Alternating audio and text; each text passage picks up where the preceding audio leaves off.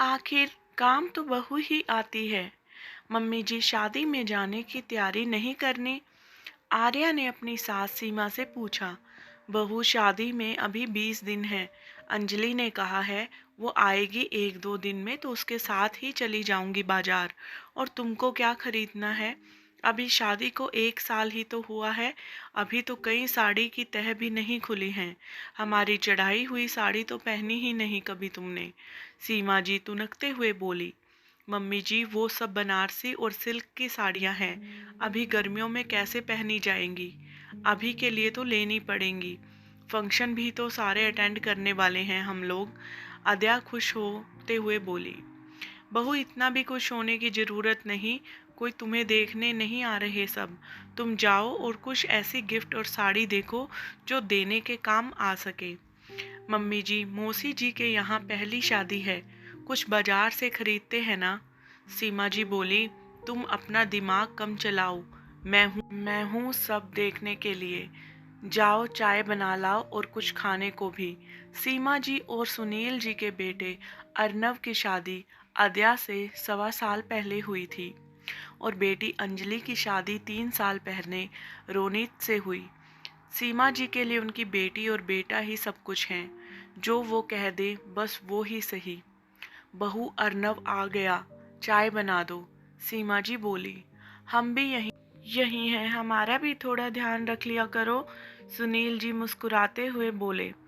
चाय तो पहले ही पी ली आपने, अब क्या चाहिए? सीमा जी बोली। सुनील जी बोले कभी हमारा भी ख्याल किया होता तो बताते। वो तो बहू आ गई वरना तुमको तो बस अपना बेटा ही नजर आता है। कह लो तुम्हारी तो आदत हो गई है कहने की। सीमा जी बोली। आर्या बोली पापा जी चाय लीजिए। खुश रहो बेटा, मेरी किस्मत तो तुम्हारे आने से खुल गई। बहू हाँ अपने सर पर चढ़ाओ, पराए घर की है, अपने बच्चों से क्या बराबरी। कोई काम पड़ेगा तो पहले अपने बच्चे ही आएंगे। सीमा जी बोली। रसोई में जाते हुए आर्या के कानों में सीमा जी के शब्द पड़े तो आंखों में आंसू आ गए। सुनील जी बोले। सीमा कम से कम इतना कड़वा तो मत बोलो। बहू सुनेगी तो उसे कितना दुख लगेगा। कुछ नहीं होगा और जब तक मेरा बेटा और बेटी है मुझे किसी की ज़रूरत नहीं। सीमा जी ने गर्व से कहा। सुनील जी चुप हो गए। आर्या भी जानती थी अर्नव को कहने से कोई फ़ायदा नहीं, क्योंकि वो कह देगा माँ है तो अपने बच्चों को प्यार करना गलत भी नहीं है। उनकी बात को दिल पर मत लगाओ। 2 दिन बाद अंजलि घर आई। घर में रौनक हो गई। शादी की तैयारियां और पैकिंग शुरू हो गई। शाम को सीमा जी बोली बहू चाय बना दे, फिर शॉपिंग के लिए जाना है। आर्या चाय बनाकर जल्दी से तैयार हो गई। बहू तुम किस लिए तैयार हुई हो? मम्मी जी आपने ही तो कहा था बाजार जाना है तो। अरे भाभी मैं और मम्मी जाएंगे। आप तो गुन्नू अंजलि की बेटी को संभाल लेना, फिर खाना भी तो बनाना है। अंजलि बोली। आर्या बोली मम्मी जी मुझे भी घूमने का शौक है।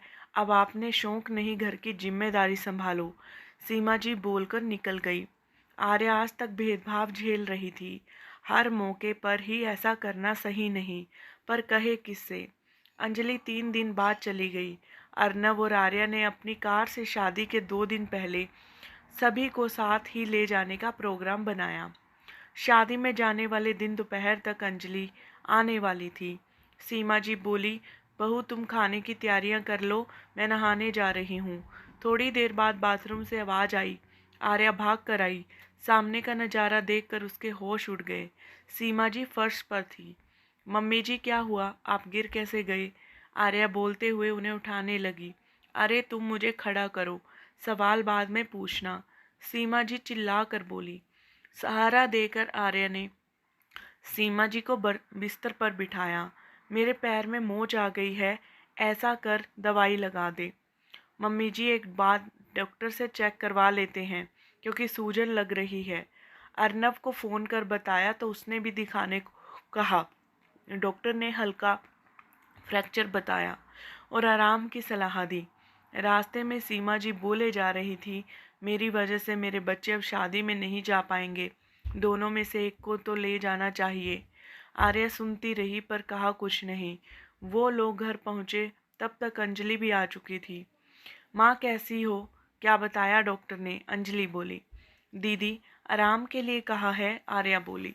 सुनील जी बोले, अब सीमा तो जा नहीं सकती तो मैं यहाँ हूँ, तुम लोग जा आओ।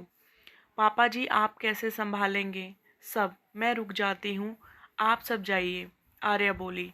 सही कहा भाभी आपने, मैंने तो शादी के लिए बहुत तैयारियां की हैं, इसलिए मैं तो जाऊंगी, अंजलि ने कंधा उचकाकर कहा। अर्नब बोला, मुझे तो पहले ही रजत का फोन आ गया था कि भाई तेरे बिना शादी अधूरी है, इसीलिए मुझे तो जाना ही पड़ेगा। आर्या बोली, तभी तो मैं कह रही हूँ, मैं यहाँ रुक जाती हूँ, आप सब शादी में जाइए, 2 दिन की ही तो बात है। सुनील जी बोले, बहू मैं रुक जाता हूँ, बाकी सब चले जाएंगे, जितना यहाँ रुकना जरूरी है उतना ही शादी में जाना भी जरूरी है। सीमा जी चुप ही थी। तभी अंजलि का परिवार और अर्नव निकल गए। शाम को खाने के बाद कमरे में सुनील जी आए और सीमा जी से बोले, मैंने सबके सामने तो नहीं कहा, पर आखिर काम तो बहू ही आई। अपने बेटे बेटी से प्यार करना स्वाभाविक है, लेकिन बहू भी तो इसी घर का हिस्सा है, उससे कैसा भेदभाव। आज बेटा और बेटी दोनों ही कुछ कहते, उससे पहले ही तुम्हारी बहू ने उन्हें तुम्हें संभालने की जिम्मेदारी को समझा। तुम्हें भी बहू को इसी तरह समझना चाहिए। कह तो आप सही रहे हैं, इस घटना ने मेरी भी आंखें खोल दी। प्यार बेटे और बेटी से, पर आस बहू से, ये शायद गलत है।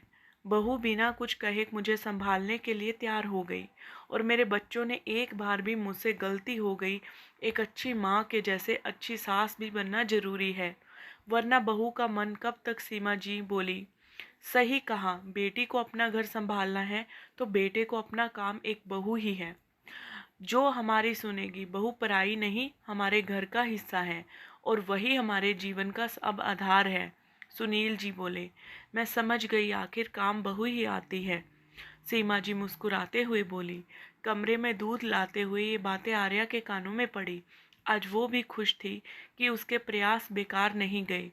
दोस्तों, परिवार में नई बहू के सामने अपने बेटे बेटी को सारा ध्यान देना, उनकी तारीफ करना, बहू को बार बार ये एहसास करवाया जाना कि वो इस घर की नहीं है, पर हर जिम्मेदारी के लिए उसी की ओर देखा जाता है, जो गलत है, क्योंकि ऐसे में वो भावनात्मक रूप से हमसे कभी भी जुड़ नहीं पाती है। अगर आपको ये वीडियो अच्छी लगी है तो प्लीज़ लाइक कीजिएगा, कमेंट कीजिएगा, शेयर कीजिएगा और मेरे चैनल को सब्सक्राइब कर लीजिएगा। जय श्री कृष्णा, जय